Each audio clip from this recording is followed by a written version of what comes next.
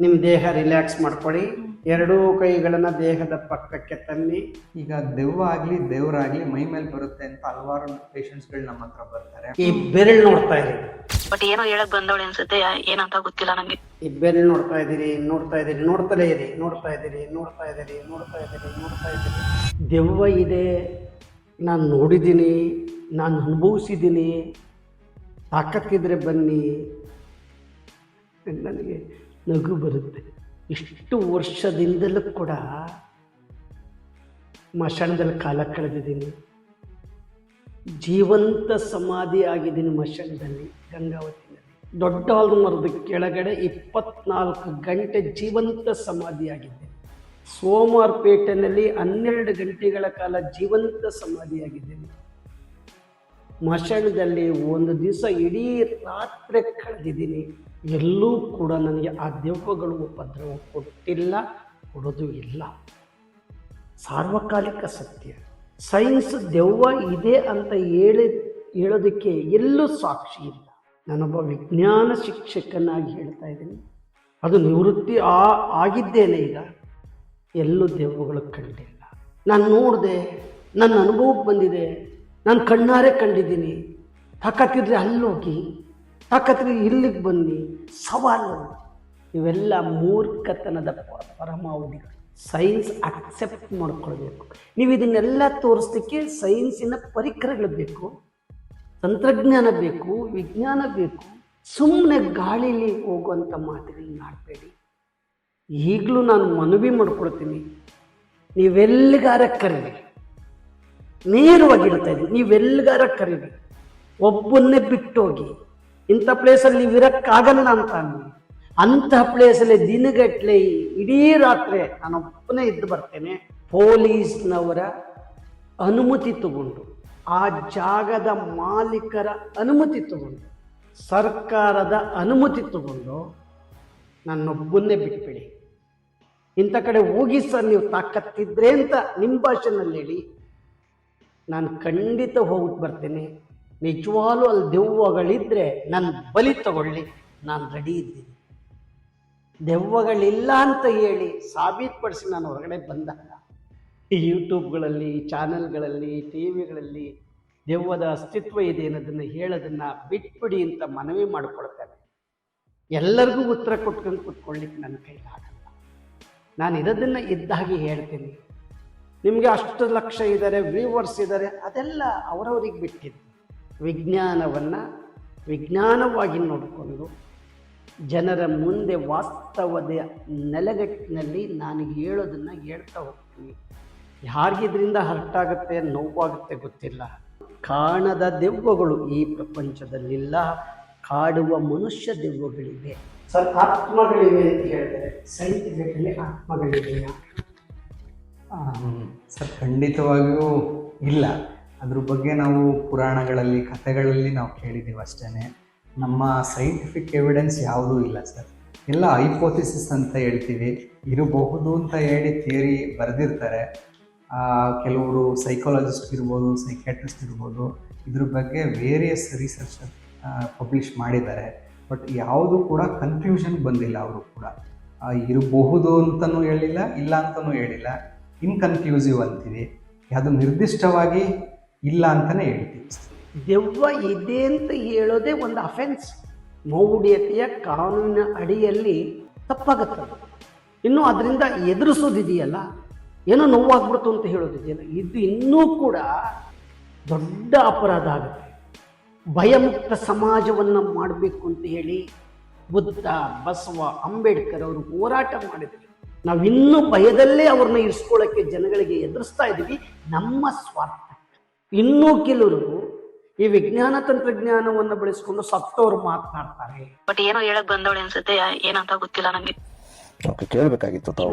ಅಲ್ಲೇ ದೇವಸ್ಥಾನ ಸುತ್ತಮುತ್ತಾನೆ ಇದ್ದಾಳೆ ಇನ್ನ ಅವಳು.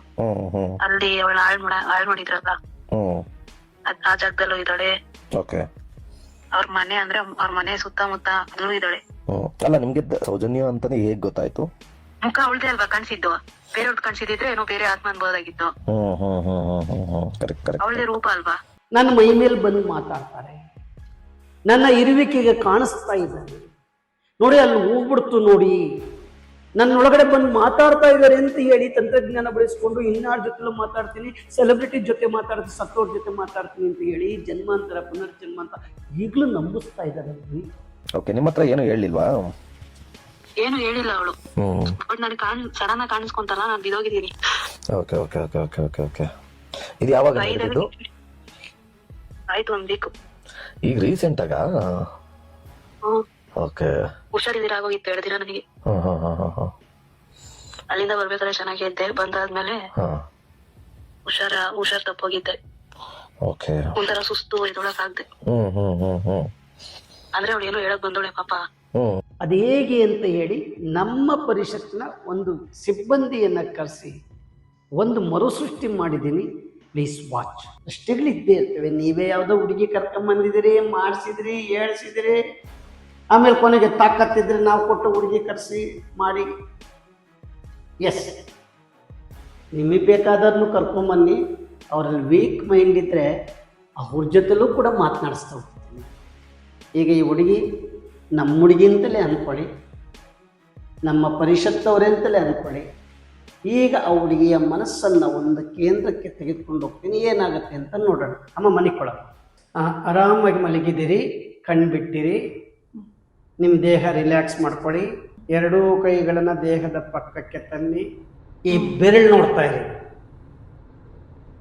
ಈ ಬೆರಳು ನೋಡ್ತಾ ಇದ್ದೀರಿ, ನೋಡ್ತಾ ಇದ್ದೀರಿ, ನೋಡ್ತಲೇ ಇರಿ, ನೋಡ್ತಾ ಇದ್ದೀರಿ, ನೋಡ್ತಾ ಇದ್ದೀರಿ, ನೋಡ್ತಾ ಇದ್ದೀರಿ, ನೋಡ್ತಾ ಇದ್ದೀರಿ, ನೋಡ್ತಾ ಇದ್ದೀರಿ, ನೋಡ್ತಾ ಇದ್ದೀರಿ. ನಿಮ್ಮನ್ನು ನೀವು ಮರ್ತಿದ್ದೀರಿ, ನಿಮ್ಮನ್ನು ನೀವು ಮರ್ತಿದ್ದೀರಿ, ಮರ್ತಿದ್ದೀರಿ, ಮರ್ತಿದ್ದೀರಿ, ಮರ್ತಿದ್ದೀರಿ, ಮರ್ತಿದ್ದೀರಿ, ಮರ್ತಿದ್ದೀರಿ. Close your eyes, relax your body,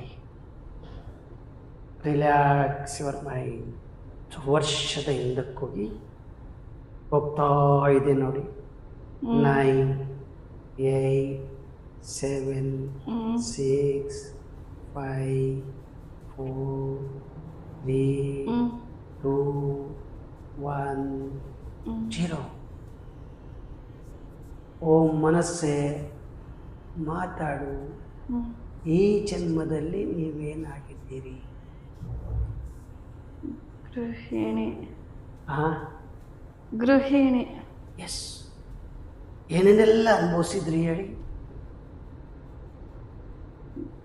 ಗಂಡ, ಮನೆ, ಮಕ್ಕಳು, ಸಂಸಾರ, ಯಾವ್ದಾರ ರಾಜಕೀಯ, ಸಾಮಾಜಿಕ ಅಥವಾ ಸರ್ಕಾರಿ ಏನು ಕೆಲಸ ಮಾಡಿ? ಸಮಾಜ ಸೇವೆ. ಸಮಾಜ ಸೇವೆ. 7, 8, 9, 10, 15 ಇಯರ್ಸ್ ಓಲ್ಡ್ ಒಂದು ಸುಂದರವಾದ ಹೆಣ್ಮಗು ಕಾಡಲ್ಲಿ ಹೋಗ್ತಾ ಇದ್ದೀರಿ. ಏನು ಕಾಣಿಸ್ತಾ ಇದೆ ನಿಮಗೆ? ಗಿಡಗಳು, ನೀರು. Very good. ನೀರು, ಮರ, ಬೆಟ್ಟ. ಎಸ್. ನದಿ, ನದಿ, ನೀರು ಹರಿತಾ ಇದೆ. Very good. ಆ ನೀರು ನೋಡಿದ್ರೆ ನಿಮ್ಗೆ ಏನು ಅನ್ನಿಸ್ತಾ ಇದೆ? ನೀರೊಳಗೆ ಇಳಿದು ಆಟ ಆಡ್ಬೇಕು. ಎಸ್, ನೀರೊಳಗಡೆ ಹೋಗ್ತಾ ಇದ್ದೀರಿ. ತಣ್ಣಗಾಗ್ತಾ ಇದೆ ನೋಡಿ ಕಾಲು. 2 ಕಾಲುಗಳು ತಣ್ಣಗಾಗ್ತಾ ಇದೆ, ಕೈಗಳು ತಣ್ಣಗಾಗ್ತಾ ಇದೆ. ಈಚಾಡ್ಬೇಕು ಅಂತ ಈಚಾಡಿ. ಎಸ್, ಈಚಾಡಿ, ಈಚಾಡಿ, ಈಚಾಡಿ, ಈಚಾಡಿ, ಈಚಾಡಿ, ಚೆನ್ನಾಗಿ ಈಚಾಡಿ. ಈಚಾಡ್ತಾ ಇದ್ದೀರಿ, ಈಚಾಡ್ತಾ ಇದ್ದೀರಿ, ಈಚಾಡ್ತಾ ಇದ್ದೀರಿ, ಎಸ್. ಹಾಗೆ ಈಚಾಡಿ, ಈಚಾಡಿ. ಒಂದು ಬಂಡೆ ಮೇಲೆ ಕೂತ್ಕೊಳ್ಳಿ. ಹಾಗೇ ನೋಡಿ, ಅಲ್ಲಿ